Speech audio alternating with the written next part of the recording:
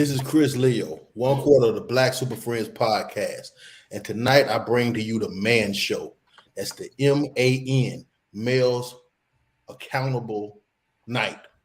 Male Accountability Night. Sorry about that. Sit back and take a ride with us. Peace. Cause I'm addicted to the good life. Yeah, either way I follow. No need to say where we are heading now, babe. I follow. Sorry for the botched intro. Today again, this is the Man Show. Males Accountability Night. And I basically want to talk about issues that men struggle to have accountability in. It's going to get a little controversial. You know, the questions are complex, but fellas, I ask nothing but the truth out of you. And we're going to get right into it. Male accountability. What is our issue with mental health and therapy? And I hate to just put that on you, but the stigma is that we're not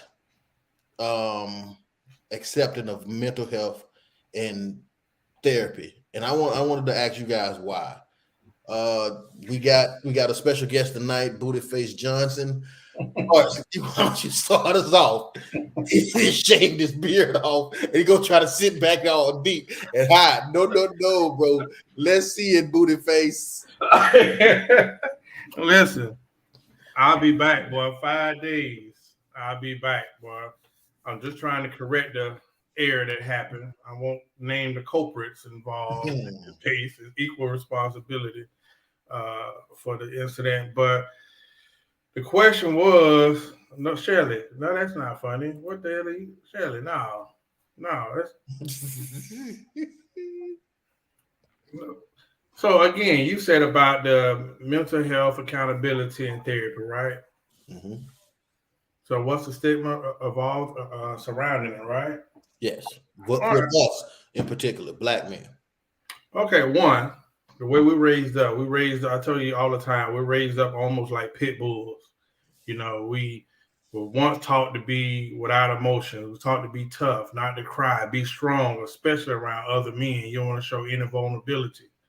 And then you get to a certain age, now everyone's the trendy thing is telling us to just throw all of that out of the window. But we've been operating that way for so long. So, you know, I think the biggest issue with men is feeling safe. You know, that's a big thing. So a lot of times a man will get closer to a woman and you'll see him get wiser. You'll see him soften up because he got with a woman who made him feel safe enough to open up and tackle some of the things he might have inside, right?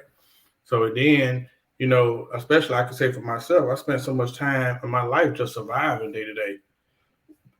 I think black men have so much responsibility on them. Some are overcoming childhood traumas, they day-to-day surroundings. You know, a black man may come up in a house, whether it's a broken house, whether it's substance abuse, man, he grows up with a handicap on him anyway. So I just think black men have so much that they have to unpack when they get older, because day to day, the average black man has so much that he has to endure or he carries with him. And that Denzel quote of pain is passed down from a father to a son, I do think that is big. You know, it took me a long time to get old enough to, you know, recognize some things that even if it was right or wrong, I was doing certain things because, you know, it was kind of instilled in me, whether it's conscious or subconscious. So I just think it's about how we were raised. You know, we were taught to operate. And once you get into a place where you get a little older and feel safe enough to unpack it, I think you would change. But, you know, the man's biggest issue, he's supposed to be the protector. He's supposed to be strong. We ain't come up soft. So that ain't something we're going to unpack easily. Okay. I think you gave me a textbook answer, but I want to know why you don't go. why I don't go to therapy. Yes. And what's your issue with the mental health and how you feel about it? Because what I'm seeing now, I honestly see right now, we start getting tender, and we start opening up and talking about feelings, and now you have a whole generation of men where I see so much feminization involved that I don't know, man. I think if I went to therapy, it'd probably be with another guy. I'll probably have to have a black male, somebody who can relate to me. I think addressing your feelings or talking about it, therapy could be good. But if all you're going to do is keep talking about it, you're never going to act on it. What's going to come from it? So for me, I never felt safe enough to go to therapy. I ended up probably becoming my own therapist just these last 3 years, having time to myself. Because when you by yourself, you ain't got nobody to deal with but yourself. And once you can deal with yourself, then you can learn to deal with other people. So therapy, I don't even trust doctors. So I don't want nobody getting up inside my head. And, so now I done went from a productive, responsible person, and now I'm tinkling with stuff that, I just feel like with black men, you hear too many terms come out now where we always getting labeled, from ADHD to all the other labels. No disrespect to the mental health community. I just think some of it is not a label. Sometimes you got to tell a motherfucker, hey, be a man, get your shit together, have accountability, take care of your responsibilities. And he can't do it because he has this syndrome. Nah, I think we don't have time or luxury to be putting more handicaps on us. Well, I think I want everybody to know that we come from a space of where we've had previous shows dealing with therapy and mental health. We've brought on mental health experts, we brought on therapists.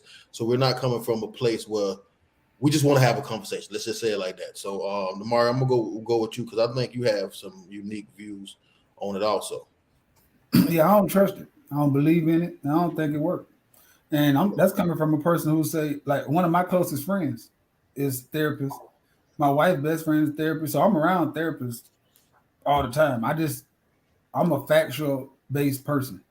And I feel like the perception or what therapy is supposed to give me is a way out, right? It's supposed to give me a deeper understanding, an outlet, and to help me understand. Well, I understand. Life ain't fair, and neither is favor. So I'm gonna spend less time sitting on the couch talking to somebody about issues and try to spend more time praying, for one, about me finding a way to solve issues for people. I believe that men are solvers. I believe that in our life that we're not gonna have it easy. It's never said, it never was promised in nowhere that it was gonna be easy. So I just don't understand the reasoning behind having a therapist. People always tell me you always got to keep your circle small. Your friends matter the most to you. Those are the people who you're gonna tell how you are producing in life, how you growing in life. To me, that's what y'all for. I know people, that's everybody always say you're not supposed to talk to your friends. That's what your friends not for. Your friends don't have all the answers. But I feel like these people knew me for majority of my life. They done seen most of my life. They have seen the ups and the downs, the progressions and the regressions. I believe they love me without me paying a check. I believe they're gonna answer the phone when they don't want to. And I believe that right now, besides my woman, these are the people who I talk to the most. So if I can't listen to what they have to say about my life, why would I listen to Ronnie or Ricky? Because he read a book and it told him that this is what I am, or this is what he should say at this moment.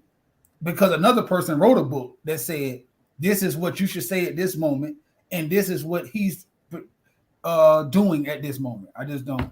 Is it any way that you can blend the two, your spirituality, praying, and therapy and mental health? Do you think there's a common ground that you guys that you can blend both?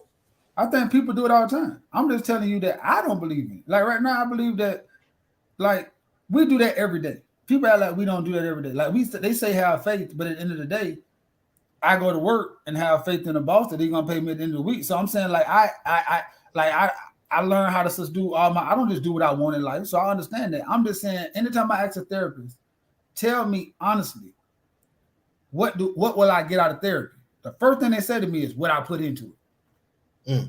Well, shit, what did?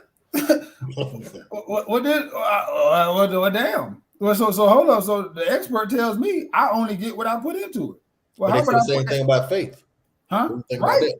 Right. So then if I tell you, but I tell you this, whether you believe in it or not, that doesn't mean something doesn't exist. So right now, Chris existed. When you die, go on. And when your daughter tells the story about Chris, they could choose not to believe that Chris was here. That doesn't mean that you wasn't. That's what faith is. I want to know, because all of a sudden, in a woman-driven workforce, why all of a sudden is this just the end-all, be-all of producing great human beings?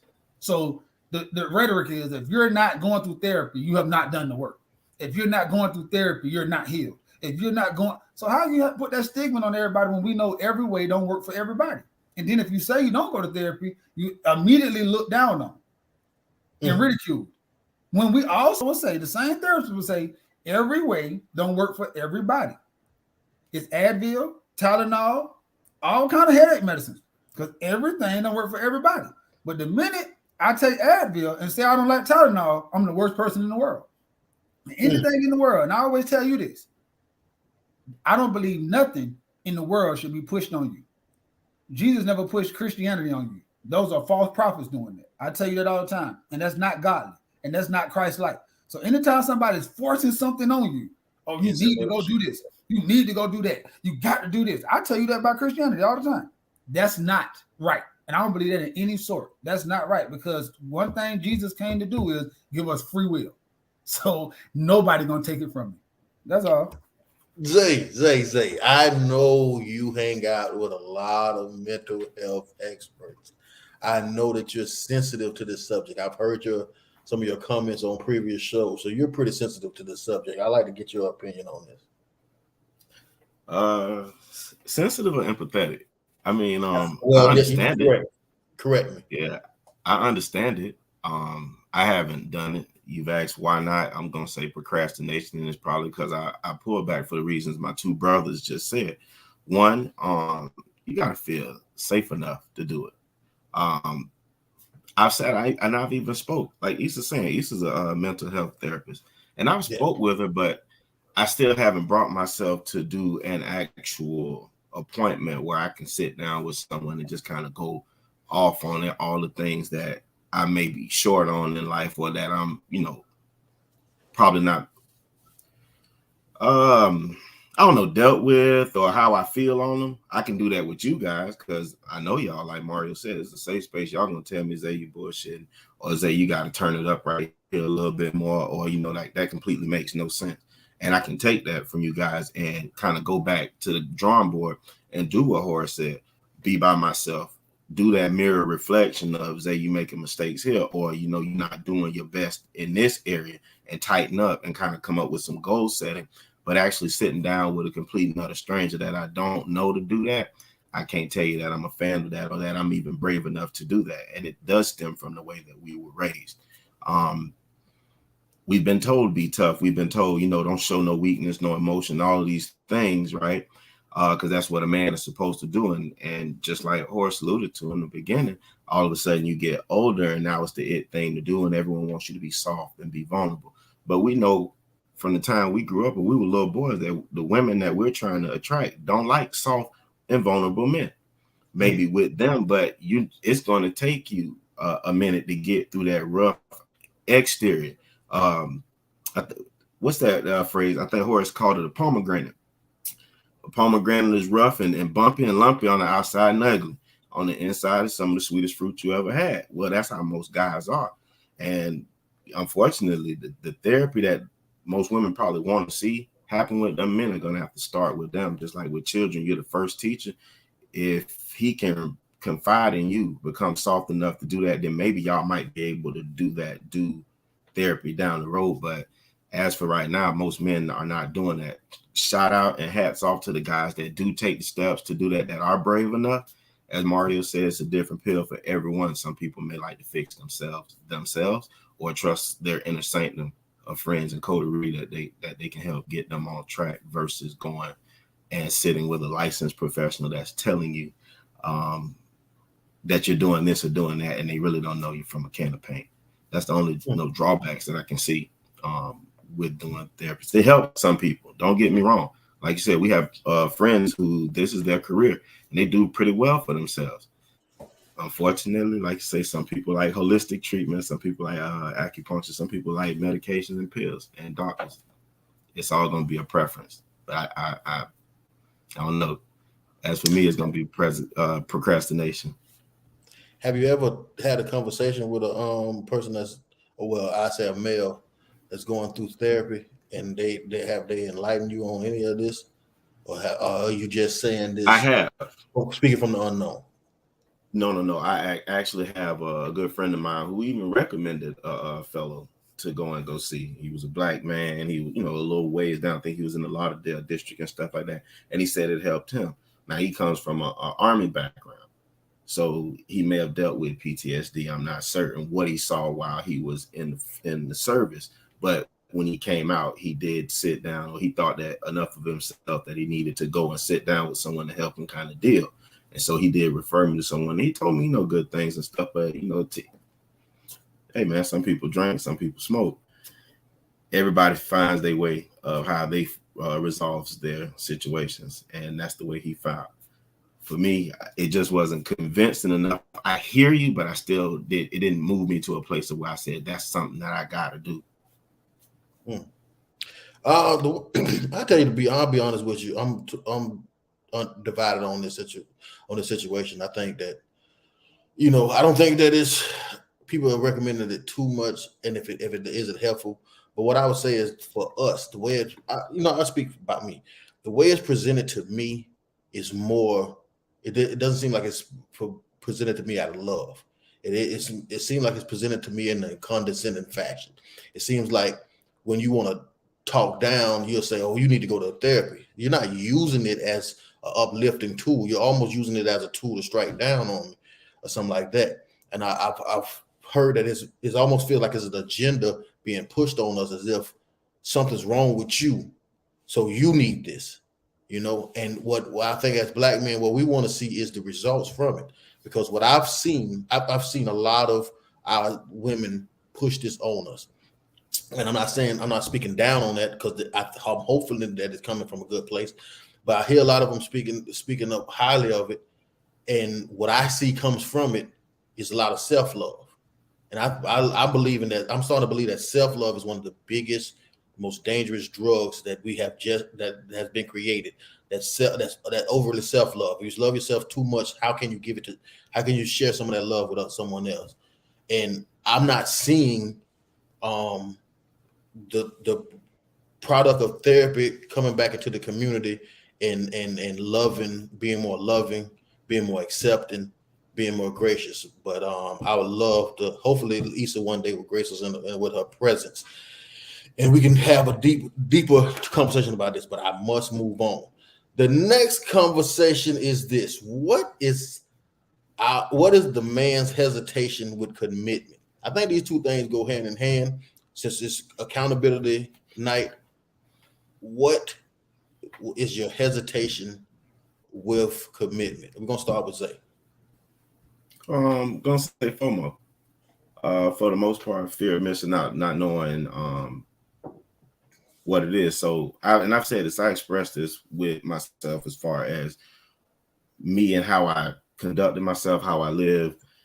I think I dialed it back a whole lot. Like I told you guys, I hardly go anywhere. A lot of things that I've always done, I don't really do anymore, because it just don't really excite me or move me toward the goals that I have set. So it's something that I know that I can do, but I know that before that would be my commitment issue, because I'm out here living. Why would I even dare play with myself? I view myself to be an honest man. So with me being honest, I don't want to be out here playing, talking about it is and it ain't. So what am I committing to? Stop playing. But that's just me. I don't know. I love to hear what you guys got to say. No, I want Demario to cross-examine everybody's statement. I want you to listen to it and cross-examine everyone's statement if you can from it, my brother. What did you hear? What did you hear in that? What you want to say to him? I don't want to have the responsibility that it takes to be held accountable if I fuck up. And I think most men do that. I think Zay respects marriage and respects commitment. So instead of saying, you know what, let me take on this challenge, I'm gonna say, you know what, I don't want to fuck it up, so I'm just not gonna do it. And I think most men take that road. And I think and it's coming from a place of, like I said, respect of commitment, but then it goes back to you just don't want to put your big boy drawers on and say, yeah, this is gonna be hard, but I deserve it. And that comes from, I think men don't really see the value in commitment no more.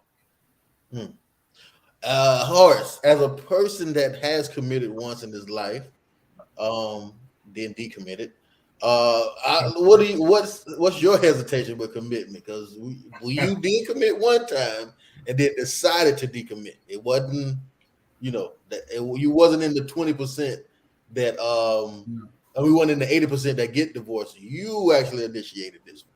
So tell me, what's your hesitation with commitment? Well, I don't know what that information had to do with the subject, but you damn sure make sure that you answer this question tonight. Because since I have came out of high school, I have been in nothing but relationship. A 5-year relationship, another 5-year relationship, a 3-year relationship, a 10-year relationship. I have been in nothing but relationships. But your question was what? Because you threw me off with the slap. My bad. What is your hesitation with commitment now? Then, right now, knowing what I want. Sometimes, and now what I'm going for, if I can't get it, it's a different story. But knowing what I want, knowing what works for me, sometimes you get a certain taste. You know what you want. Hell, back in the day, me and Zay would drive down to Long John Silver just because I said I wanted some damn fish and chips, because I know what I wanted at that moment. So I've always been driven by that. So my whole life has been this. They even try to have a serious moment here. I'm sorry, dog. Put a fucking shirt on. But listen, so my 20s, because I didn't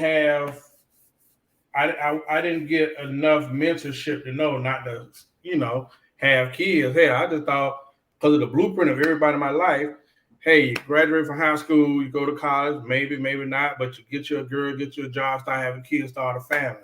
My dumb ass started a family. So my 20s and my 30s, just to the edge of my 40s, I spent raising kids, being a super dad.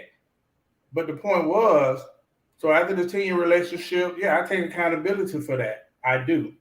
Not saying she's not, she's innocent, but I'm taking responsibility for me because the person I am now has the tools to be able to handle some of the situations or problems that I thought were big problems back then. So I've grown. So right now, I will say that the problem with commitment is knowing my value. I think when a narcissistic era, I have worked my ass off to get where I'm at. So yes, I think it's fair for a man to say he want a return on investment. It's a lot of women that hop in your inbox. Everybody fine right now. The best teeth on the market. They done had the surgeries. They are visually appealing. But hell, you don't want to be around half of them for a couple hours. You can't hold a conversation with them. They ain't got no drive.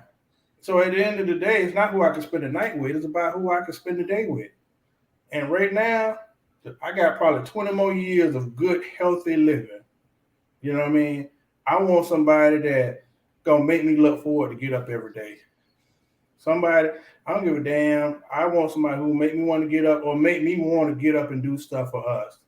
Make me want to get up and hey, let me do this project because I want to take her to Paris next year. Or we're gonna go be looking forward to doing stuff like renewing vows and stuff. Like, I want that. and I don't want to fall for this again. I don't want to be with somebody because they love me. I want to be in love with somebody who I love just mutually as much. So I know what I want. So, and hell, I got more years behind me than ahead. So I definitely want to give my best effort towards a relationship, and I know what I want.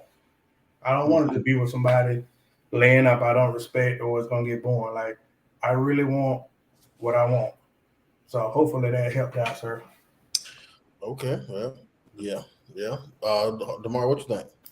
I think that like Horace said, beginning of the conversation, he's been in a lot of relationships, and I think this time he don't want to lose. I think that right now he says a lot of times that like the looks and all that kind of stuff don't matter. It does, and it does a lot more than he say. And I think that what happens is he feels he deserves this kind of woman.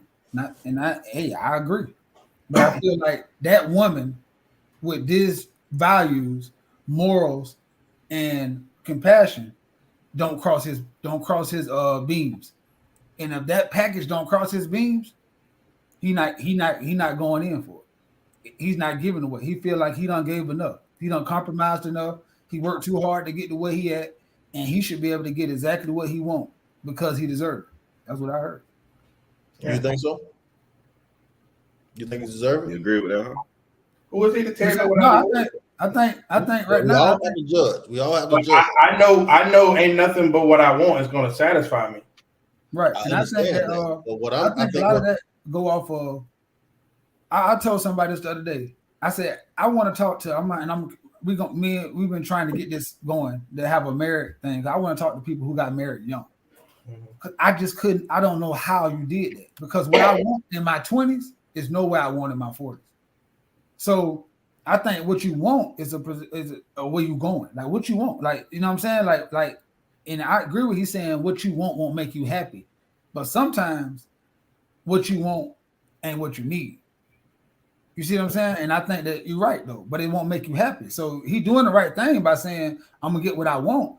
But what happened when you get what you want now, but in 2 years, it changed? Want is not the key word that I'm challenging. Deserve is the key word I'm challenging. We hear that a lot. I'm a person that personally believe that we don't deserve anything. We get what we work hard for. We get what we negotiate. That's how I believe when it comes down to deserve. That's why I said to you, do you think he deserved it? I remember me and Zay was having a conversation this weekend, and I said this is what I want. He stepped down right on me like, well, what are you gonna do? You what you got going on? You know what I'm saying? So I think that's how I think that if we're gonna have this conversation, that's how we have to do it. Well, let me ask you something. So when I say what I deserve for what I'm going to give, the work I'm going to put towards their relationship, I want reciprocity. So when I say what I deserve, if I'm going to create the atmosphere for that woman who, like, I'm looking for a woman that lives in their feminine energy, blah, blah, blah. Like, yes, I want to be able to be in that position. So I've been in relationships. You know what I mean? And I've been honest enough to say, well, I know where I'm at. I know my emotional intelligence now, which was not there before. Hell, I know I got tools. Me and Mario were talking earlier. I said some of the shit I got mad about or argued about, that shit is irrelevant to me now. Because you learn like what's important and what's not. And I just say relationships, when you younger, you feel like you the shit. Like, man, relationships come like girls and buses. Like every 15, one coming. But you get to a point is you get out for the one that you want, you get out of it what you put into it. So don't say, this, you deserve this and that if you ain't put nothing into it. So if I put X, Y, Z into it, yes, I'm expecting a bare minimum of what I'm asking for. And that ain't fair. What it is. But I guess that was the extent of the conversation that me and Chris were having then, what you're saying. Because I hear you and you kind of gave blanket statements as to, what you are going to or what you're going to provide, but you were very direct in what you require. So that's the conversation that me and Chris were having. Like, what do you bring to the table? All right, you know, in order for you to say, I need this and need that. And I'll tell you the reason I'm saying that is because what I've learned along my journey is what you're saying that you want from a person, you got to first be able to do without the knowledge of knowing that they're going to be able to do it back for you because you're doing it from your heart. So it's going to be genuine. You want that genuine connection, kind of how it sounds. If you're not careful in your wording, it sounds like you want a robot. You want to be able to push a button here, there, and there, and this perfect person comes out, and there's no such thing. We know that. Okay, let me fix this problem right now. Right? Team A, Team B. Fix it how you may. Hey, You're not. the only way you can fix it is in I the think mirror. this- You got to deal with yourself. But we just tell think you. this Ain't no way y'all gonna tell me about no relationship, Zay. Not well. I would say this, Zay. You're not gonna tell me about no relationship. I man. think Hey, this I've too, been I in think- some of the best ones. I know. You ain't been in a relationship. You've been in goddamn seasonal ships. Hey, man, call it what you Man. like. I'm just I've telling been you. 10 years in one. I think this too. I ain't been that far. A lot of times when you say what, see, I don't like this. Just me, you know. Don't shoot me because everything I say does not. Everybody don't agree with me. It's just me. I think a lot of times when people say you got to bring what you want from other people, but see, I don't think that. I don't think that.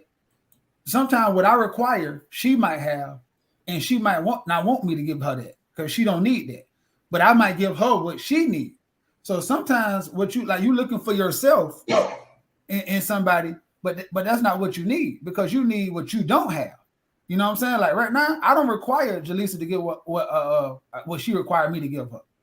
You know what I'm saying? Like she very good money and this and this and this. She give me stability on like balancing and that like this, but on leadership and stuff like that, and like making quick decisions and doing stuff like that, I give her that. So a lot of times what happens with people is they look for people who mimic them. And now you get what two decision makers. So now you got two decision makers who fighting about making the decision. You got two people who budget, who fighting about who gonna do the budget. You got two people whose strong points are the same, and now y'all fighting about who gonna do it because you don't have no grace in saying, hey, it's hard to step back when that's what you do good. So it's easy for me to step back and say, Jaleesa, you got it, because that's what you do. But then it's easy for her to step back to say, Mario, you got this, because that's what I do. But I done been in relationships with women where we a lot alike. So now it's like, you know, male ego come in, like, bro, I don't need you to I got it. This is what I do. You know what I'm saying? So this is my thing, Hardy. This is the thing I'm saying, because what you're saying is perfect, and you're right, because you're going to be yourself. Those are your strong points, your attributes. But the things that I'm talking about give are what you just said, and I'm glad you said that, which is grace. You got to be able to extend grace because you're going to want grace. You got to be able to extend trust because you're going to want trust. Those things I'm talking about. The rest of the things is the reason why y'all are together. You feel me? She likes the way you do this. You like that she does this. But you got to give each other a fighting chance, is what I'm saying. In order, if you but I think that's the fundamentals of relationships. Like I think everybody here, if they say they like some woman, they're gonna be this type of man. We're not talking about we talking under the pretense that the dude who we're talking about, or us right here, are what society say good men. I'm saying like we not robbing women, we not beating up. I'm saying so if you talking about a man coming at status quo, that means you respect women, say you respect women, Chris. You respect women, Horace. You gonna compromise with a woman you love. You're not gonna so all that's gonna be good. But see, I think the tweak is when you get to the point of what are you willing to compromise? See, compromise is the ability to say, I know I can do this. I know I don't have to do this, but yet and still I'm gonna do this simply because of you. Well, excuse me for thinking we gonna have a real goddamn conversation tonight. Let us listen. One thing about me, I am raw all the time. So, we heard about you. Got quite a kid. So to the point, y'all never asked me the characteristics. I just said I want what I deserve. Right. So yeah, I'm looking for somebody like Mario said, balance. Hell, with all that I do, somebody who gonna take me away from that. Like I ain't got to share what I'm looking for in it, but when I say I deserve, you know. So I just went. Chris wanted a real conversation. I gave y'all real dialogue, you know, but I ain't gonna be on here scripted. That's one thing I would not do. No, you are definitely good. We don't know nothing about scripts. We mess up all the time. You know that. Our true followers know how we go. But Did no, Chris go ahead. go? But that was good. That was a good question, though. And that's very. I like that, Chris. I like how you did. But did Chris go? Because I don't think we're gonna He definitely didn't. No, he on the chopping block. We ain't I gonna get out don't know. this. We got enough time, man. You know. No, we gotta got time for you. Oh my ass. We Just ain't don't get get out long this. winded. This the rest of the show right here. I bet. No. I just think that the hesitation on commitment is Examine them. it don't have my commitment has a value to it. It does. For me to commit my life to you, for me to commit monogamy to you, I believe it has a value, and I'm not going to take it if it's devalued. I want a good deal. I want a really good deal. When you talk to me, I can articulate what I'm going to bring into the situation. I can articulate what comes with my commitment. I'm not taking for an answer. Oh, you get me. That's just not enough of an answer. I want tangible returns on my most prized possession, which is my essence, my time, my care, my protection, my provision, and all that. So, I want a woman to be able to articulate what I get back and be able to proudly do it and happily do it. Not that it's a chore, like I'm trying her by asking her. Because I can tell you what comes with my commitment. I want you to be able to articulate, and I want tangibles. That's what you heard, Hardy. I think Chris always. A lot of times you hear with Chris talk, it's kind of like the same thing with Horace was saying about reciprocity, about like I want a good return on my investment. They use a lot of the same words. If people don't, I know they be on a different side of the spectrum. A lot of people think, but if you actually listen to them when they talking about relationships, it sounds exactly the same. And I think it's because one thing for sure and two things for certain. To be vulnerable, you have to be willing to lose. And a lot of times people throw cliches out there saying the only way you can win big is if you what? Gamble big. Uh-huh. You can't stack like stacking the deck on your side and trying to secure the best bet. Then you're not gonna get the biggest reward in love. I think love is undervalued because it's more of a business, right? So I think I heard Chris say, I want a woman to wow me. And sometimes in that wowing, it might come with somebody who don't know how to express their love as much articulately. But she's gonna be doing her best to try to show you at every cost. And I think that when Chris looking for a woman, it's crazy to say it, as much as Chris is fundamental, he want a fairy tale love.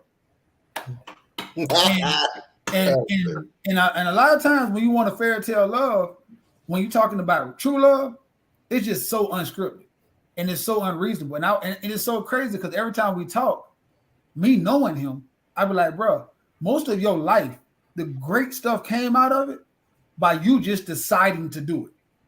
Mm-hmm.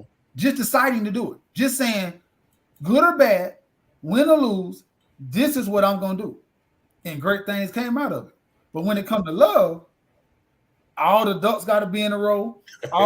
It got to be on the bright day at the right time. The sun got to be shining. But every good thing he done had in his life came from, you know what, bro? I'm going to put the best me forward and see what really comes out of this. And I think if more people treat love like that, they'll get a lot of it out of it. But you might lose. And that's the part of life. Mr. Host Chris Leo, can I say something? Yes. Despite the hard hysteria, I want to ask the cross-examiner, could it be possible that Chris is scared to love? Is he protecting his heart? Because out of all of us, I think he's the most probably affectionate one other group. He's such a wonderful guy. But what is stopping Chris from engaging in a relationship, whether it fails or not? What's stopping Chris from going into one of these relationships and showing somebody how wonderful he is, Mario? I think I want to answer that question. You asked me, goddammit. I want to answer the question. I asked the examiner. I feel as we'll go back to it. I feel as though it's like this. I think that, like with everybody, when they gamble or when they making a huge investment, they want some sense of security. I find it astonishing that women require security when they're most likely to leave. Right. I think that Yeah, no, I want a little bit of security. I want you to tell me what you're going to do for me every day. Because what I have to do it every day. Because you don't want me 364 days of faithful. You want 365. You don't want 364 days of provision and provide all that other stuff. You're going to want it 365 days. So what are you going to give me 365 days? Because you asking for something tangible. I'm saying, what are you prepared to vow yourself to do 365 days when you're mad, when you're upset, when I done piss you off, or what all that? What's required of me 365. And he will piss you off. And I think that's a good way to look at it. But I think if you just take the requirements and and just live, like honestly, like just live. Like at the end of the day, bro, you don't live through so much stuff, and it astonishes me that the most important thing in this world is love over everything, and it's the most underrated. Honestly, like right now, people gonna say, "I want to be rich, I want a house." They'll tell you all that stuff, and then if a person was to come out and say, "Man, I want to have a marriage, I want to have a beautiful," and all that thing, we're like, "Bro, so what are you gonna?" You're gonna start just tearing it down because it's undervalued. Because I don't think people really understand the power in marriage. I really just don't think so. I think they look at it like Chris allude to a lot. It's an agreement, it's a contractual thing, but the institution of marriage is God-given. Like no matter what you try to turn it into, that's what it is. So you can take it out of here, you can go to the courthouse, you can do this, but it's an agreement between three people, you, your spouse, and God. And that interlocking is where you bear fruit from. So when you're saying, like, why do I want to be this? Why do I want to be that? See, I understand the blessings on the other side of the table. So when I'm sitting on this side and I'm looking at my homeboys and I'm saying, I remember, I'm party hardy. It was so fun over there. And nobody never could articulate how this felt. Because I agree with Chris. I agree with it. And what Horace kind of he did on his own. But I'm gonna say I felt like I was losing so much by getting married before I got married. I felt like you always hear, because men who are married and men who before have done a poor job of explaining to us the reasons why you get married. They explain to you why you should get a job, why you should be a good daddy, why you should be a stand-up nigga and don't let nobody punch you. But nobody really said, like, what's the benefits of, I have benefits a lot of being married. For one, you become a leader of nations when you get married because you produce other fruit. Because most likely you're going to be the head of a household when it comes to a structure of a family, if you're doing it right. And then you're going to have people who go out in the world who are going to probably speak your ideology, your beliefs, your pure. And if you lead with love, then you're going to have people that's in your household go what? Spread love. That's Christianity. That's love. That's God. Well, see, it always goes back to that. So I always say, sometimes you got to understand, like, I heard Zay say this, and that's the realest shit. Most men feel like they are going to lose. Like they feel like they're losing something. And it's because you think, me and Chris just had this other say, and this, I'm going to let this go. He said, we know this as men. You're not fucking like you did when you were 20. And if you're a man with a purpose and having stuff in life, you ain't getting hoes like that like you did when you were 20 because you got real shit to do in life. So let's get this straight. So that fairy tale, I'm leaving all this behind, is cap. You're not leaving that much behind. Yeah. If you're 40 and you're single, you're not leaving that much behind. You don't do that shit. You don't do that much. 2 nights in the club in a row, you're done for 2 weeks. You can't even imagine. Like, so stop that, cap. But that's the story we tell because it sounds good as men, right? But when you think about it, and I think it's the underappreciation of that, because I always tell my wife this, I don't think women value marriage. Women value a lot of stuff except for marriage too. So then she's not going to value being married to you because she don't look at it as an accomplishment. Like the ring part is, but I'm talking about actually being in an institution of marriage. I think marriage as a whole is undervalued. And I think that it's because people, you don't have to sell it, but I think people are really not telling the fruits of it. Like I don't have to be alone. Like the stuff that they tell me therapy do, like I learned to compromise better being married. I learned to be selfish, selfless more being married. I learned to control my anger a lot more being married. It motivates me to work harder being married. Like all that stuff I'm getting because of my vow. And I know these 3 men on here take their words so seriously.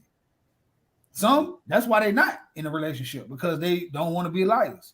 Some, I believe they're scared of being into it because they understand what that means and they don't think that it can be happening. I think a lot of y'all don't think that y'all can get what y'all can give. And Thank you, BD Jakes. We're gonna go to the next subject. Okay, so you got the relationship. You got the end or the marriage. You got it. Dog, do we really know how to sexually please a woman? Like, do you know the inner workings of the vagina? Do you know where to put your hands? Do you know what to lick? Do you know how to stroke? Do you even give a damn about that? Like, we know we're all smashers, but do we even take the time out to study the woman's body, to understand what she likes and all that? Who am I going to go first? I'm going to go to Zay first. He's the latest man. I'm pretty sure he has an insightful point of view on this one. So your question is, say on that one more time. Do we even know? Do we even know how to sexually please a woman? And I'm not saying, I don't know what I'm saying, because I don't know. But so let's tell me. But honestly, we think we do. We don't. We just think we do. Just like with everything else that we've been doing in life, we getting this old regurgitated information given to us. Oh man, you got to beat that. You got to, all that other type of stuff. You got to eat that. Everybody like different things, so we don't know. But how you find out, though, I can help you with that. Sit down and you have a conversation and you talk about those things. See, if you're talking along the lines of a relationship like you've been doing, right? This is a necessary conversation, because if you're talking about committing, like you just asked, to this person, probably for a long time, you probably want to make sure that what you're doing is what they would like. So it's no problem when you're engaging in that act. Hey man, what do you like? And that's hard for most of us men, because we said, what's the main thing that we have is an ego problem. We think we know everything. I'm gonna go ahead and I'm gonna just handle it like that. Sometimes it's all right to ask a question. You don't gotta ask them for leadership, but just ask them, if me doing this, how that feel? How that make you feel? Is that all right? Cool. But that's just what I've come to learn. I don't know everything, but I don't mind asking a question, and I will listen. Or you used to go by lick 'em low, shouty. Never that. In your backsliding days. In your backsliding. Upgraded to Candy Liquor. What? Candy Liquor extraordinary. Yeah. I think he was a co-writer on that song. But I would like to know, do you know how to sexually please a woman? Do you understand the I don't know what the word I'm trying to say. Well, you're doing so good. Intricate. I got you, my boy. Intricacies of a woman's anatomy. Do you know? Well, first of all, I seen my daddy pistol whip somebody that called him cocksucker, right? So I come from that era. Second of all, I don't want Zay to say we don't know. I think, and we're not going to say the majority of men. I think some men do, and that's their gift. So either she's going to tell you with her words, or you guys physically are going to figure it out, what she likes and what she doesn't like. You know what I mean? If y'all intact, she's going to let you know what worked for her and what don't. I do want to put the disclaimer out here that these damn toys is really making it hard for people to connect out here. Y'all throw them roses out, all right? Get your box beat up like your grandma used to. But, no, I think I did for a while simply because for the wrong reason. I was ego filled. Like in my mind, I'm about to turn this joker out simply because my name gonna be good and she probably gonna come back. All right? You give a woman an orgasm or a good time, boy, you are always special in her heart. You might get a call years later out the blue for her to, hey, what you just happen to be doing?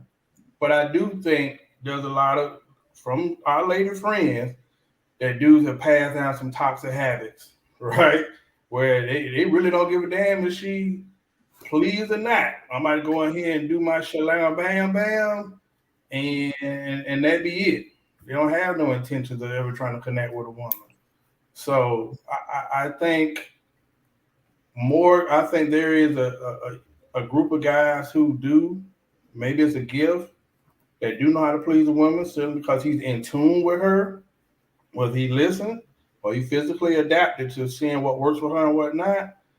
But I can't say all don't. I think some men do. But I do know it's a big disconnect, whether it's sex toys, porn, but people not really even realistic with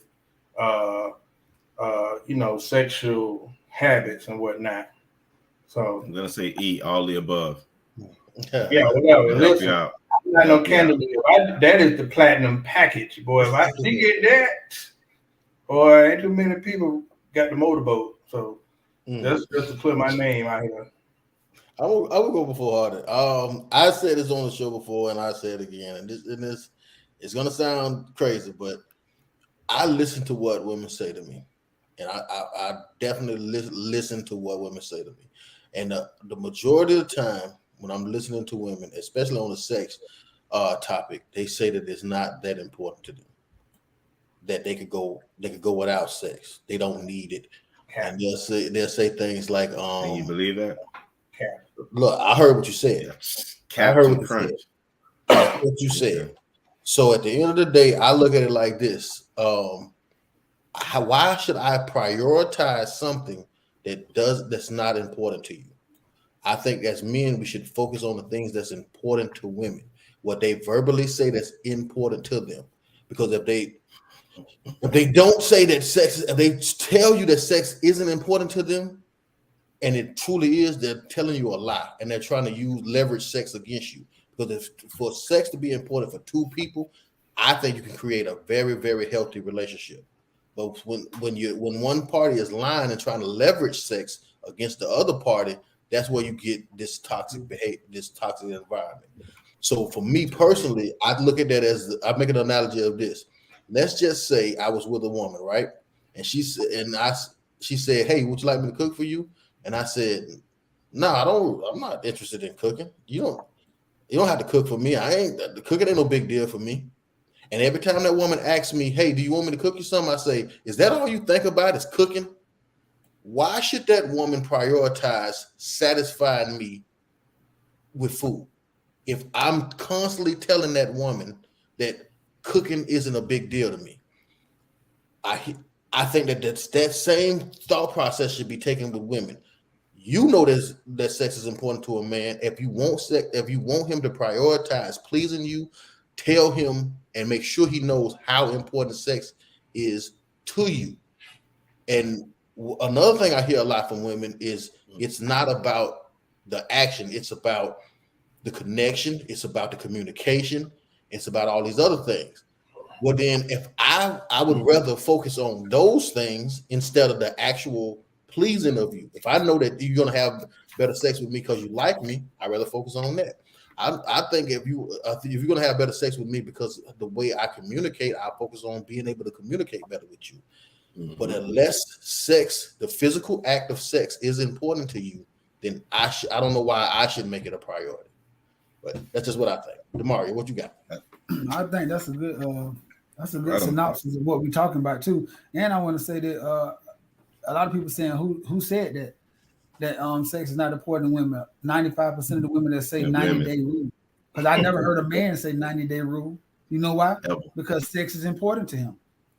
So the people who created the 90-day rule say it's the same people that said sex is not important to them. See how that go? It don't matter. They willing to make you work because they know why they making you wait for 90 days? Because it's important to you. So if a man told you wait 90 days, it wouldn't matter. Because why? We don't make those kind of rules because sex is important to us. So if it was equally, I agree with Chris 1,000%. And I think sex has been used as a tool for women to get over for so long because in the beginning, that's all they had because they didn't have no money. So if you didn't have no money, all you could threaten a man was with a good time. And I understand that, back then. So now, now you can work for your money. So now why are you still threatening us with sex? But to answer your question, I think the only way you can really please a woman, and all y'all had good answers too, I think is if you really, really want to. I think any man that actually wants to, like the want to pleasing her, I believe he's gonna listen to her body. I believe he's gonna listen to her what she say. He's gonna listen to when, like her mood and everything. He's gonna like get into her because his objective is not gonna be just to get him. It's gonna be to get her. I think over the times, I think Oris alluded to this. We've been taught to get us, and it's only because it begins with so many games, and we think that that's the win. The win is when we can get to the draws. Like that's the win. But then an old pimp always told me, "Oh, you got a slick hat now." You stand at the liquor store. Told me, "You didn't win. You won the battle. You got to win the war. The war is when you get in here." And I think in the hill, and I think that's when you get the residual. That's when you get that. He know me. He know me. He ain't good. He don't do this. But when he lick hill, that's just listening. And I ain't talking about with your mouth. That's just listening because women they gonna show you. My question is this. Agree. My question is this: can you achieve that by not eating the box? Let me tell you. I'm just gonna say it. I'm gonna say it publicly. I don't frequently do that. I don't do it often at all because I've been single for a long time, and there's been parts in my life where I've messed with multiple women, and I know it's wrong, but I don't want to be eating the box and then kissing you. Well, yes, I am using the wiener, but at least that can be strapped up at times. But see, you know what's crazy, Chris? Yeah. Not to cut you off. That is the reason why I think that you can't do it unless you commit it. Because with commitment becomes freedom. In like now, anything goes. Now, from the rooter to the tutor, back to the like, you can get nasty as you want because you feel safe. And with commitment comes safety on all levels, with your heart, with commitment, with everything. Because just being realistic, what you saying, bro, I think you need to say that one more time because that's the reason why most men have bad sex is because they don't trust their partner. They're just trying to get what they can get the fastest way and get it on out of there. But what if you saying, this ain't going to be the last time I fuck her. This is what we do. And every time I want to go higher and higher. And if I fuck up this time, she ain't going to go tell her friend. And if I don't do it as good this time, she ain't going to do. And if she don't, I ain't going to. If you have that commitment and that safeness, then I think sex is when it's at its all-time high because you dare to try stuff. You dare to go beyond your limits. You push her beyond your limits. But when you just fucking, sometimes you can just have the beginning stages of you have good sex. But to have that, this nigga right here, boy, whoo, every time I hear Chris talking from an era. Every time I hear Super Mario on Super Nintendo, I do a little song. I do a little dance in my pants. Yeah, that's what you need. I want to talk back to the sex machine, the love machine horse. Because if there's anyone that I think is the most romantic out the group, it's got to be Horace. So Mustachio. Let's get you back into the conversation, Horace. You definitely got that Texas Twister notebook under the bed. Tell us how you feel about that. My beard will be back in 4 days. To know that y'all treat a brother like that. You gotta give it don't to eat that because you might get bumps. You booty faced it. You might get bumps. Your pores is open right now. Don't do it. Oh man, what's your question, Chris? I'm saying, do you think you can achieve it without eating the box? I do. You know why? Because there are X amount of, I hate the term because they always want to create terms, sapiosexuals. If you get up here, man, there's women that, if you actually, I don't even know how to, because Mario come back and clean this up. There are women that will be so swept away with your intellect, your conversation, your sincerity. I've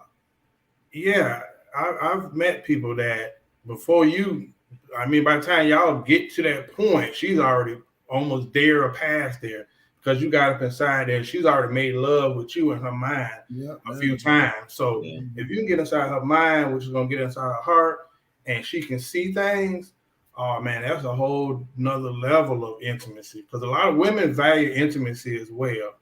So if you can get upside of there, that's why pimps are so successful. They get inside a woman's head and they give her fantasies. It's wrapped in lies, but if a woman's into you and you start getting inside her fairy tale and you fit it, bro, before you might touch her and get her to orgasm. That's You know, real. so Yeah, not always about that, because to be honest, hell, your sex might not be that fantastic, but she's already visually sold somewhere in her else. mind. Yeah, She admire you. Yeah, admire She's you. sold in her Like, mind, that's what like, I'm saying. She think you Superman. So Yeah. every time Superman touch her, it's gonna just make it, because that's what it is, dog. You're not gonna tell me every nigga out here who married is just the best Dean Dickless of all time. No, but that woman saying, love you. you still do it for me. Like just to even think, like Horace said, just think about it. Just like, and she perpetuates this in her head enough to make it so the littlest bit of you going in is the best thing to her, because she already painted this picture in her head of what this should be, what it should be. You know, the same thing when you talking to a woman and she just can't see your point, because she already in her head have her mind, she got it. Her mind on what it's gonna be. It's the same thing I think with sex, because I thought I was doing a lot when I was young, and what I know now, I was doing it all wrong. But a lot of women was telling me all good stuff. You see what I'm saying? Because, and that's probably because they probably you're was the like second person they had sex with. Huh? If a woman, but Horace, if a woman I'm asking Paul that you asked that, because you though. Yeah, you with your honesty. If a woman love you, you should lie to herself. Damn you, too. Y'all just see. It's the damn mustache. The mustache has a mind of its own. So a woman that love you, I seen women in love with a dude and they lie to themselves. Me and Zay worked with somebody. They were married. She used to be fighting about him and all of that, right? And one day she had this epiphany, and she was crying. All of a sudden, now this dude she was in love with and had all these amazing kids with was the smallest dick in America. Let her tell it. You know what I mean? So, but when we talked to him on the block, he around the city with can whamming. But then one day this epiphany broke. So, you know, who's to say what's what? But I told her one day, like, well, you was in love with this nigga for all these years. What changed? Where all this amazing romance and love went at? So that mind is a big place, man. I always think about this, Chris, to ask you this before you go into your next question. Yeah. You think that I think the same thing worked for men too, don't you? Like, you know how what Tootie just said, like, you done been with a woman and the sex done been great, then you break up, you be like, this you wasn't even really like, I don't have like, you know what I'm saying? Like, but it was just you, like, because that was your woman, so you was, you know, you was doing it, but you know, in the back of your head, you had a bitch who can make your toes curl, you know what I'm saying? So I think that applies to frequency, like, you know what I'm saying? Yeah, definitely. That's a dangerous something about epiphany, Horace. That reminds me, Piff from the Black Ass Conversations. I appreciate your shout out and everything like that. But I hate when every time you give us when you have to give us a backhanded comment. I don't agree with everything they say, but no, who fits that bill? Well, you agree with everything they say, and why we have to do that too. But I definitely appreciate the comment and the shout out, but I ain't like that shit. I thought it was a backhanded comment. Moving on. That was a commercial break. Good. Yeah. There was this popular internet content creator. Some things, you know, whatever. But he had this meme that I seen, and I wanted to play it for you guys. Let's tell me what you think. There's so many men that don't like women, but they're sexually unattracted to men, and they have no choice but to deal with you. And they act like it, don't they? Like, these men don't like women for real. They don't bond with women. They don't emotionally connect with women. They prefer to be around men. They respect men. They get along with men. They see men as their equals. They do not view you as it. But the only reason they're with you is because they're not sexually attracted to the men. If it wasn't for sex or power, they wouldn't be with you. I need y'all to watch out for these men. Like, actually, like, inquire about whether this man actually like women. Not if you're heterosexual. My question to you is, do you actually like women? Wow, putting on chapstick. Yeah. Fingernails. Give it to me first, man. No. But I will go for your correspondence first. But Boy, y'all are rough on. I would say I felt like that was interesting, and I think that it's something that we need to talk about. Horace, do we even like women? Horace, do we even like women? You go first. I wasn't going that first. I was going to say this. I'm not even mad at Buddy. I want to show how guys like this, that's the new hustle. Let me get me a YouTube channel. And if I'm appealing to women to an extent and get up here and talk about men and get nothing but cheers. And that dude just started. He already got like 760,000 followers, I think, on TikTok and Instagram. At what point do women learn how to sift through the bias? You know what I mean? If you read the comments, and for sure, facts, and I'm like, damn, I ain't mad at brother because he's going to be lucrative. He probably already getting paid to do brand ambassador and getting revenue from his YouTube because of that type of stuff. Another Steve Harvey type, right? But no, women don't like when we say all women. We can't say all men. There might be a small threshold that applies to. But no, I can't rock with that. I cannot. Is what he's saying valid? Yeah, there are certain guys that fit that criteria. But it's not enough for me to say the majority. It's not even enough for me to say men. I think it's a small percentage, but hey, kudos to you for, finding content that's clickbait or it's going to get the women all riled up because they love conversation or somebody coming to say that what men ain't doing and this is why I'm single. Because I'm going to tackle that next week with a pastor. These dudes here, if you look at all of these people, what's the other dude with the eyes? They'll come on and say, it's not you. It was him. He didn't deserve you. He couldn't take you out to dinner. It wasn't much. Oh, he couldn't take you on that vacation. What kind of man is that? That type of stuff. Motherfucker, I've been working today. What is she home like the furniture? Like, so those dudes know. I want women to at least be fair with themselves and stop falling for these kind of mofos that say what you want to hear. Oh, it's good. It's like a Q-tip in your ear. But nah, man. Hell, he might be gay. Shit, to be honest, Chapstick Charlie over here on the video. What you need? What was so important? You had to chapstick through the video. Okay. To this man's defense, he didn't say all. He didn't say some. He just said watch out for these particular men. So he was really niched in what he was saying. I didn't get that. So, I didn't get that. Yeah, okay. I definitely understand. I think studies show that if you want to sell something to women, you make them out to be the victim. So anytime you want to do that, if you want to appeal to women, you make them out to be the victim. But Damari, what you think? I think that like you said, some of what he's saying is true, but I don't think that.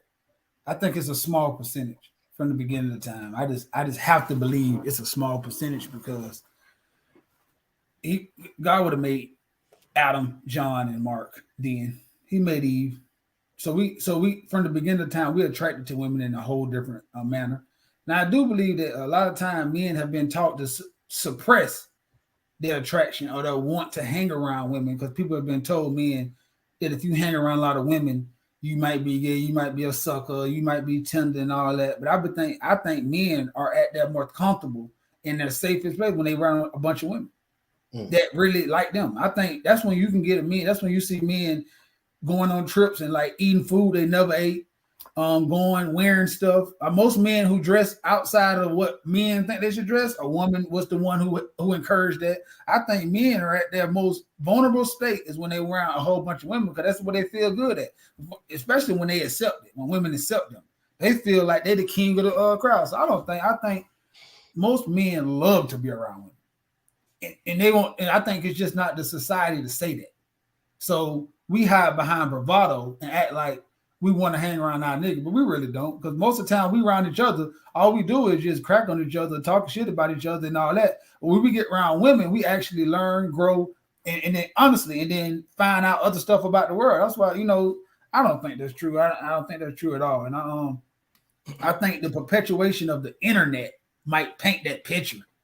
But in the real world we live in, hell no. I don't know. I don't see a nigga buying a boat and he go find women that he know he not gonna vote just to put on his boat because he want to be around women. Mm-hmm. Niggas go flying people out just to fly them out, just to hope that they can and paying for all their friends.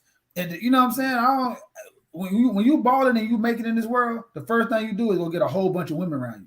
That's how you can tell if a nigga got it. So I think if niggas didn't like women, the top 10% of men would be displaying a whole bunch of men hanging around them. And I don't see that. Every time I see the top percentage of great men, of nigga who really got it, they round nothing but women.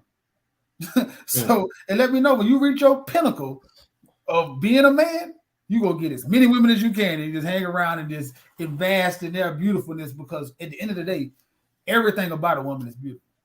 And I ain't just talking about like physical. So that I disagree with Chapstick Charlie.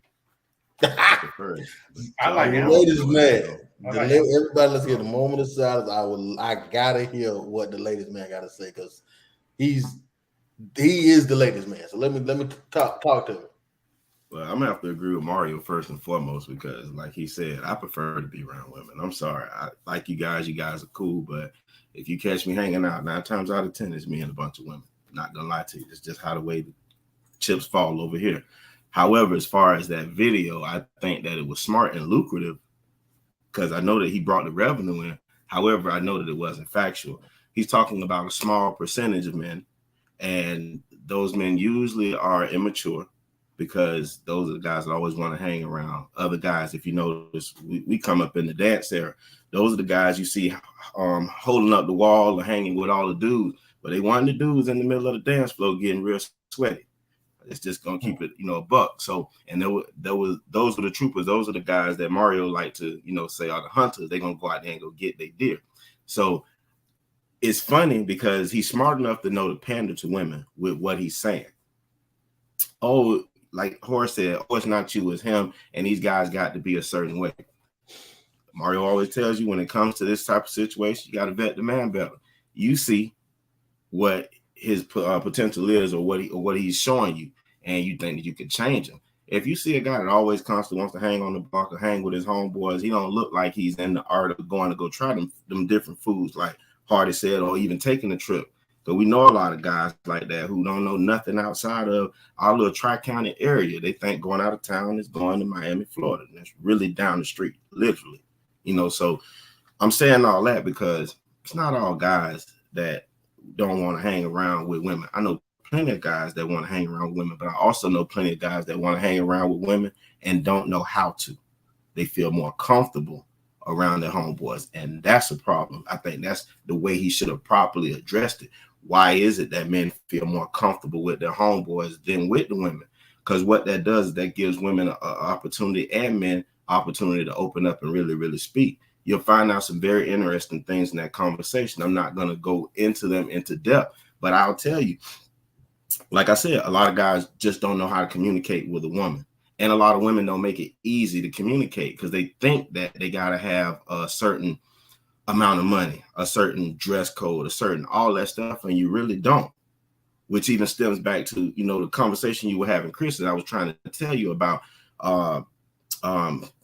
You were saying your thing is you not wanting to do stuff with your tongue, your oral, whatever. That's not a part of your package. But the young lady, I believe it was Patrice, said it's intimacy, where you're a very honest person, right? So when you talk to women, your genuine spirit and nature, they know that you're not joking. But if she falls in love with your honesty, you'll never ever have to do something that you don't like, and she'll understand it, and you'll still be king to her. But you are honest enough to know how to speak to a woman and get those words out. It may not be a smooth landing, but you know how to make that connection. And I guarantee you, as rough and hard as you may be on women, you enjoy being around women than us. You'll tell us that you'll holler at us later to enjoy the company of a woman. 100%. So what he's saying is misleading. And the sad thing, like Horace said, sorry about going everywhere, but the sad thing about it is women will look at that clickbait and think that he's right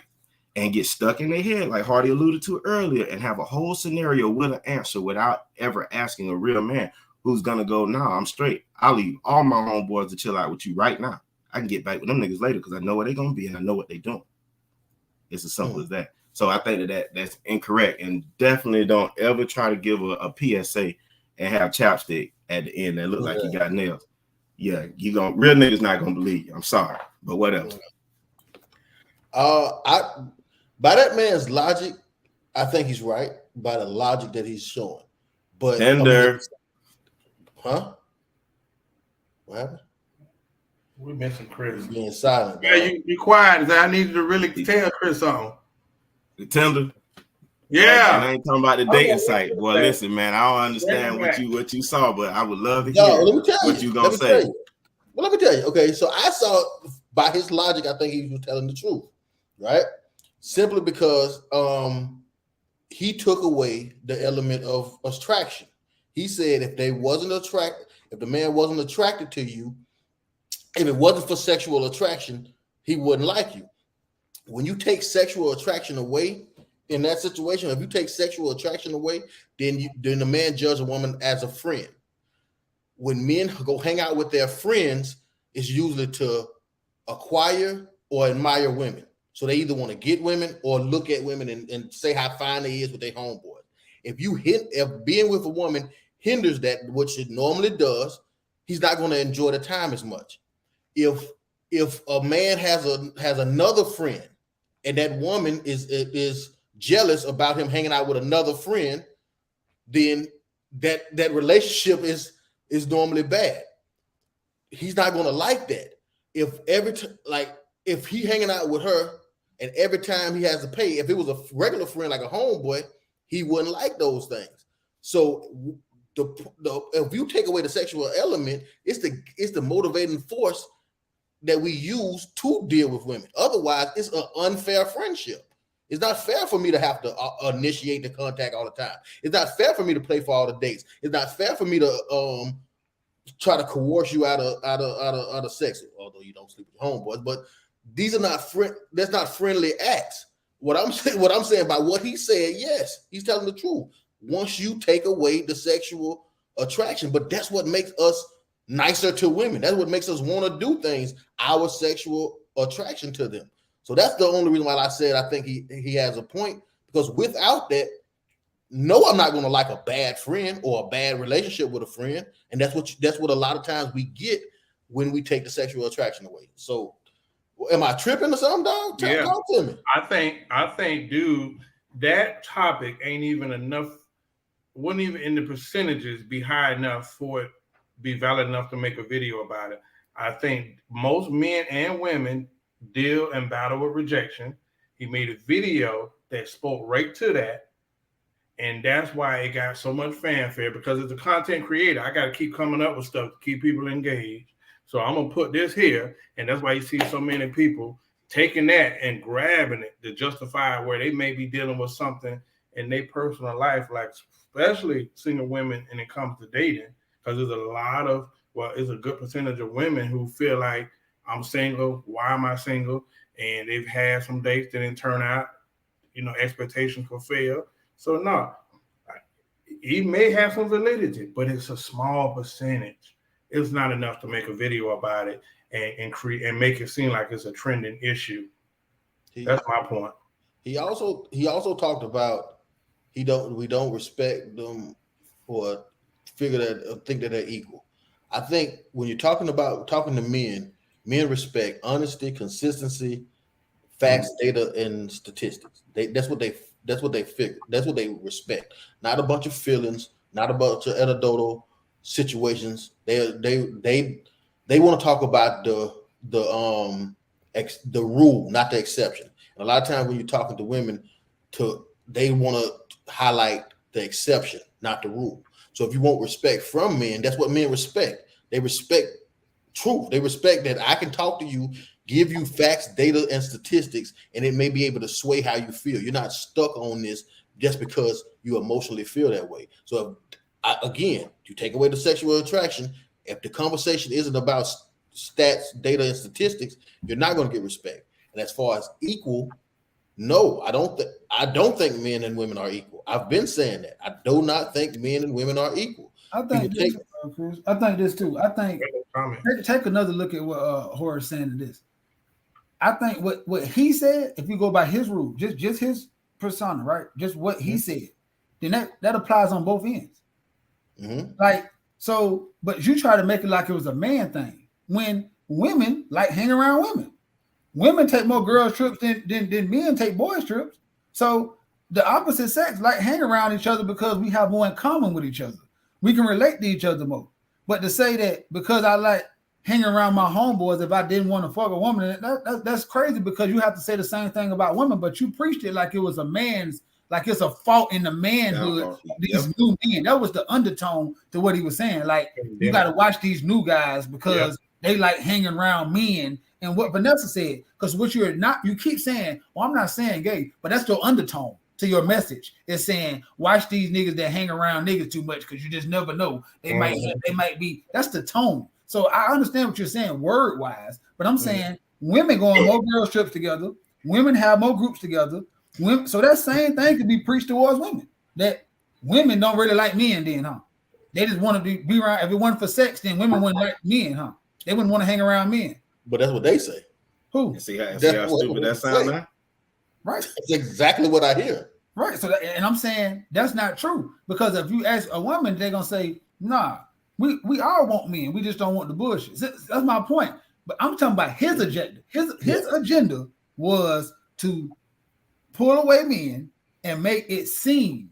I'm not gonna say it because if I say it, it's gonna be pushing the innuendo, and I don't want to get the LGBT. I don't want to say men who hang around men are gay, so I'm not gonna say that. But because what are you telling me to watch out for then?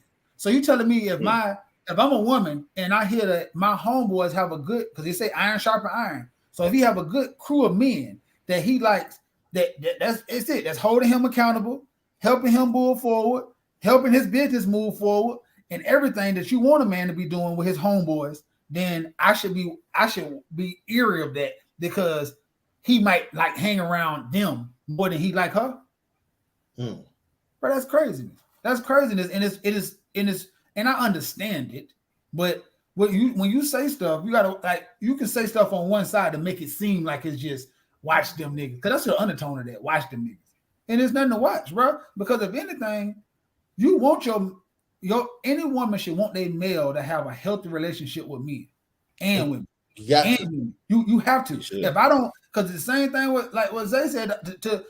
I love hanging around women, but if you just hate all niggas, there's something wrong with you too. If you just hate hanging around niggas, any woman who tell me she can't stand hoes and she don't like hanging around women, I'm thinking something wrong too. Like, so you can't. There's no other people out there who find some likeness in you. You don't have nothing you can find in common with the motherfucker who got the same stuff as you. Nah, bro.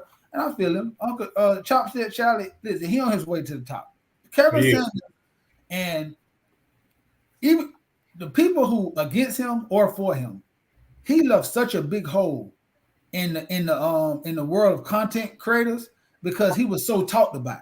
He was so like you so many people turned in that hate him or love him.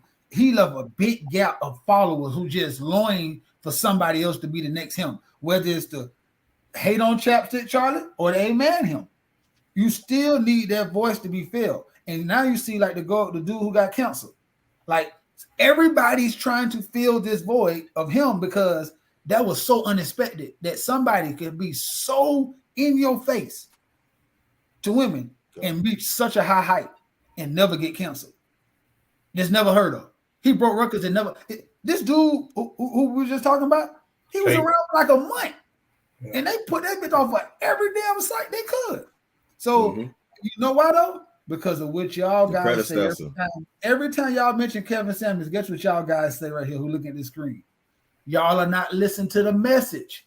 He's not saying that. And you know what proves it? They never canceled him. See, y'all want to make him say that, but if he was saying what y'all was saying, he was saying, the proof was in the pudding. He'd have been snatched off the L. Because we've seen it now. We've seen misogynistic men.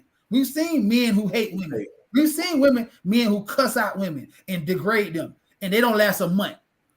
But you want to put that on Kevin Samuels, but if what you're saying is true, he would have been gone.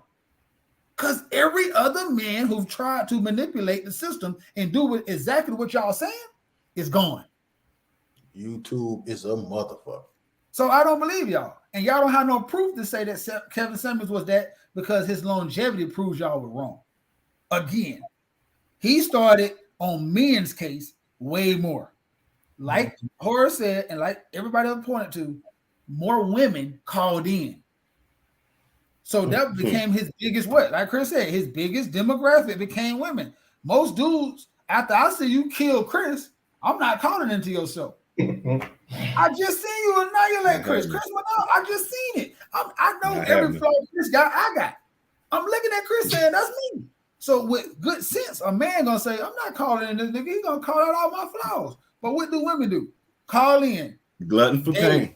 Day after day after day with the same problems he cussed the first bitch out by. He just cussed out Monday at 9. You call in, same attitude and rhetoric at 10 and expect not to be cussed out. But then I don't understand that. Then I be seeing educated women who I really respect never checking the women for calling in. This man had the same agenda every show. My lines are open. Anybody call. And ring. And the worst of y'all jumped online and got one after the other. And then you want to say, so you're not saying those people should be looked at as idiots? I'm never calling a man show who talking about men who bald-headed, got kids, and married. Because that's me. So why would I call this show and get cussed out? But then he the fool. Now I don't come from that. I come from you walk down the alley with all your chains on, money hanging out, yelling, I don't give a fuck, and I ain't got no gun, and you get robbed, that's your fault. Then if you get robbed, if I see two to get robbed doing that, there's no way I'm walking down that same alley doing the same thing. Then I see Zay and I do it again, then he's gonna say, you a dummy, but not women. It's her fault. It's his fault. Shame on him for doing that to her. The same smart, brilliant, undeniable, don't need a man. See, all these accolades you give until it's time to get held accountable. Oh man, this has been a wonderful night, and we're gonna go to closing comments. But like what you said, my closing comment, man, I want to piggyback on what you're saying, Hardy, about the Kevin Samuels thing. I don't know how long ago, maybe like 2 or 3 weeks, I posted a Kevin Samuels video on my Instagram page. Before I posted that interview, that video, I might have been like 800 followers or whatever, because I'm not one of those people that go follow for follow. So if you're following me, you're getting only my basically only my content. I don't post many other people, so I'm not going to have as many followers, and I'm not as active. But I have about 800 followers. Right now, I'm closing in on 1,300 followers after posting one single video of Kevin Samuels. And the video spoke about saying men get tired. And he complained about men being tired and how don't nobody give a damn. Sometimes your kid doesn't give a damn. And the comments that I've seen from men, the likes that I've seen from men, that I would say that video right now on my page is over 100K. It's over 100K views on it. Maybe like closing in on 200. That speaks volumes to me. There's a lot of men that feels that way, man. And I think that at some point we need to start acknowledging that, because the leading in suicide is men, leading in workplace deaths is men, leading in wars deaths is men. In this, whoever created this patriarchy was the dumbest motherfucker in the world, because we suffer from this patriarchy way more than any other people. So I just want I want you guys to think of that as you go. Be kind, be more kind to a man. Be more appreciative of a man. Be more respectful of a man. Watch what you say, because you can't kick his ass. And if you do get into a problem with a man, the one you're gonna call is another toxic masculinity having man to get that man off of you or to save you, which is crazy to me. But closing comments, Horace. Hey, thank y'all for tuning in. I want to thank Chris for serving, doing his duties as host tonight. Yeah, it felt amazing. Did a phenomenal job handling business tonight. I'm gonna leave y'all tonight with the 48 laws of power. Always say less than necessary. That's my new thing. Hey, if you don't read the book, learn the laws of the 48 laws of power. Always say less than necessary. And the reason I picked it up, I've been watching The Wire again, which is one of the most phenomenal shows in TV history ever. But yeah, thank y'all for tuning in, and thank Chris for doing this thing once again. Zay. Gotta love Tootin. He tells us less is more and proceeds to give us verbal diarrhea. But we love it. We love you, bro. Chris, you did a great job with emceeing the show. You gave bro a night off, so I know he was just overly happy with you. I think after your benediction, we ain't need to say nothing else but post and share and comment, and we appreciate you. We won't lead you astray. What you got, Phonehart? Hey, I want to say, first of all, Chris, you did a great job. And I think that it's always good to see the show from a different perspective because, you know, Horace, this is what he do. So anytime Zay, Chris, or me take over, understand now, we are, guard us with training. We have training wheels. So understand. I know believe it. Horace makes it seem effortless, but this is what he do. You know what I'm saying? So good job, Chris, because today's show seems like this is what you do. So you did a good job, man. Good job. I want to say happy birthday to Hester Ford. She's 116 today, the oldest living woman, and she's black. And I tell you something, the freakiest thing, if you look her up, when I seen the picture that she had, I seen it on, I'm like, what? So I'm thinking, I'm like, is it my grandma's birthday? This lady looks exactly like my grandma. The picture I have in my house, tell you how freaky it is. The picture I have in my house, I'm looking at it on my phone, and I got my grandma up in my room. My son walks by and said, "Oh, grandma." That's how much that's how much she look like my grandma. And I sent it to my mama, and she was like, "Oh my God, like this is crazy." But happy birthday to the oldest living person in the world, or woman in the world. Well, hold up, the oldest living American, and she Hester Ford, 116 today, man. Y'all, thank y'all for tuning out. This show was thought-provoking and provocative and a little edgy, but of all, it was what? A Black Super Friend show. So thank y'all for coming out Sunday. Chris, What's up? no, I was gonna say shout out to you two hosting my birthday, my birthday buddy.